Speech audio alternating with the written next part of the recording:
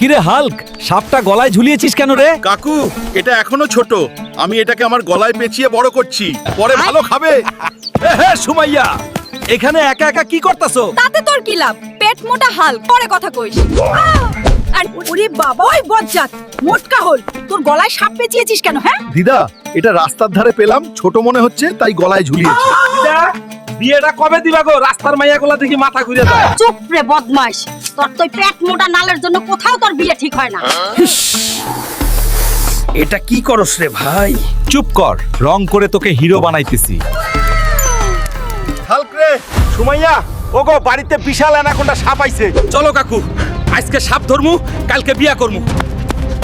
কাকু, আজকে সুমাইয়ারে বিয়া করার বড় চান্স, হারাইলে শেষ। কেউ আমাদের বাঁচাও, কেউ কিছু করো। কিছু করো। হাল্ক, এটা কালারিং করবি নাকি ধইরা ফেলবি? প্রথমে সুমাইয়াকে বলো, যদি সে আমাকে বিয়ে করে তাহলে আমি আজ সাপটিকে রং করব। আমার সাথে না করলে আজকেই সাপটাকে কালারিং করে দিব, না করলে আমি ফিরে যাচ্ছি। ঠিক আছে, সুমাইয়া বিয়ে করবে, সাপটাকে রং করে দিন। ওরে লুলু লুলু, ডার্লিং সুমাইয়ার বাড়িতে আইছস। সুমাইয়া কই গেলা?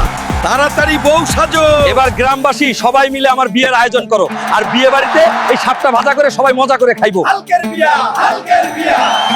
খাও রে খাও, আজ হালকের বিয়া।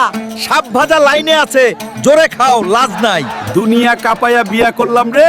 আমি হাল্ক, আপনাদের সবার জন্য প্রার্থনা করছি এই ভিডিওটি লাইক করুন, চ্যানেলটি সাবস্ক্রাইব করুন। আপনার ইচ্ছা 2 দিনের মধ্যে পূরণ হবে। হাল্ক সব সময় আপনার সাথে আছে।